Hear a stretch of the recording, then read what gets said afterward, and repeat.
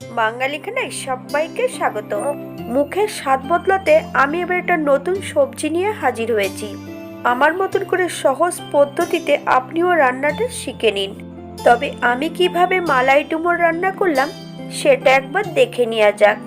আজকে আমি রান্না করব ডুমুর। ডুমুর রান্না করার জন্য প্রথমে আমি নিয়ে নেব ডুমুর। ডুমুরগুলোকে বেশ চারি সাইড থেকে কেটে নেব, দানাগুলোকে বাদ দিয়ে দেব। ঠান্ডা জলের মধ্যে একটু নুন দিয়ে আর একটু হলুদ গুঁড়ো দিয়ে বেশ 3 থেকে 4 বারের মতন ভালো করে ধুয়ে নেব, যাতে ডুমুরের গায়ের নোংরাগুলো পরিষ্কার হয়ে যায়। 1 চামচ নুন দিয়ে ডুমুরগুলোকে বেশ ভালো করে সেদ্ধ করে নেব। নিয়ে নিয়েছি কড়াইতে বেশ কিছুটা সাদা তেল অ্যাড করেছি, 1 চামচ নুন, 1 চামচ হলুদ গুঁড়ো অ্যাড করেছি। সম্পূর্ণ আলুটা আমি এবার ভেজে নেব।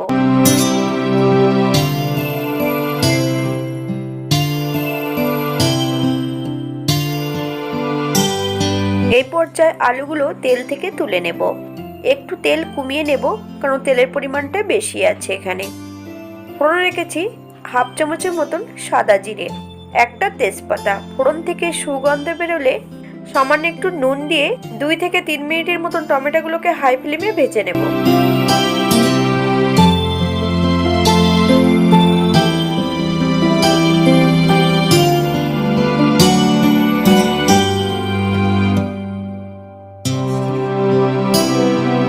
সম্পূর্ণ ডুমুরটা বেশ সুন্দর করে সেদ্ধ করে নিয়েছি। ঠিক এমনভাবে সেদ্ধ করে নিতে হবে। আপনারা যদি ডুমুর কাটতে না পারেন, একটা ডুমুরের মাঝখান থেকে ফালি করবেন, করে চামচ দিয়ে ভেতর থেকে দানাগুলো ছাড়িয়ে নিয়ে 3 থেকে 4 বারের মতন ভালো করে ধুয়ে নেবেন, তারপর সেদ্ধ করে নেবেন। এবার কিছু মশলা রেখেছি। 1 চামচ জিরে গুঁড়ো, 1 চামচ ধনে গুঁড়ো, 1 চামচ আদা বাটা, 1/2 চামচ হলুদ গুঁড়ো, কয়েকটা কাঁচা লঙ্কা ফালি দিয়ে নিয়েছি। সামান্য একটু জল দিয়ে গুঁড়ো মশলাটাকে বেশ ভালো করে মিশিয়ে নেব। মিশিয়ে রেখে দেবো 5 থেকে 7 মিনিটের জন্য। এই পর্যায়ে আমি এখানে অ্যাড করব 1 মুঠ ছোলা। ছোলাগুলোকে বেশ আমি একটু নুন দিয়ে সেদ্ধ করে নিয়েছি। আগের থেকে ছোলাগুলোকে ভিজিয়ে রেখে দিতে হবে। তারপর সামান্য একটু নুন দিয়ে বেশ ভালো করে প্রেসার কুকারে 2 থেকে 3টে সিটি দিয়ে নিতে হবে। জল ঝরিয়ে অ্যাড করতে হবে। মিডিয়াম আঁচে 3 থেকে 4 মিনিটের জন্য বেশ ভালো করে নেড়ে নেব। এবার সম্পূর্ণ মশলার মিশ্রণটা অ্যাড করব।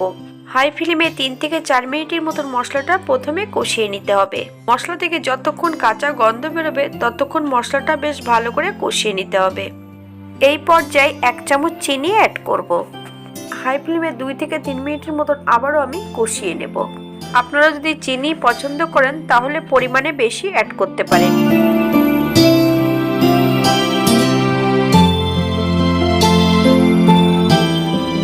এবার সম্পূর্ণ ডুমুরটা অ্যাড করব। ডুমুরের থেকে আগের থেকে জলটা বেশ ভালো করে ঝরিয়ে নিতে হবে, তারপর সম্পূর্ণ ডুমুরটা অ্যাড করতে হবে। হাই ফ্লেমে 3 থেকে 4 মিনিটের মতন বেশ ভালো করে কষিয়ে নিতে হবে।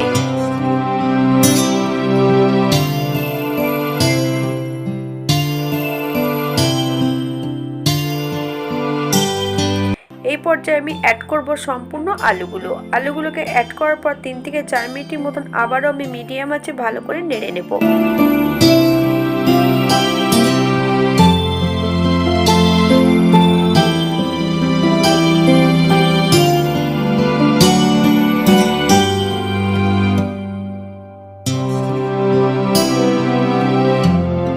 ডুমুর থেকে তেলটা ছেড়ে দিয়েছে। এই পর্যায়ে আমি অ্যাড করব 1 কাপ ঈষদুষ্ণ গরম জল।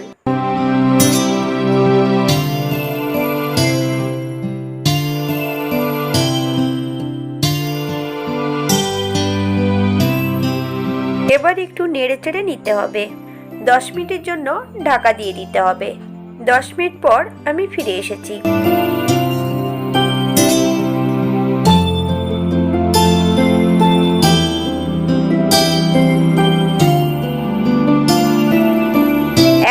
চিনি দিয়ে বেশ কিছুটা দুধের স্বর ভালো করে ফেটিয়ে নিয়েছি।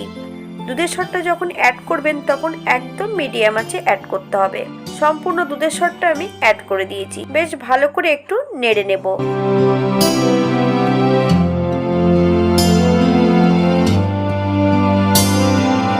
মিডিয়াম আঁচে 3 থেকে 4 মিনিটের মতন বেশ ভালো করে ফুটিয়ে নিতে হবে, যাতে দুধের স্বরে কাঁচা গন্ধটা না থাকে।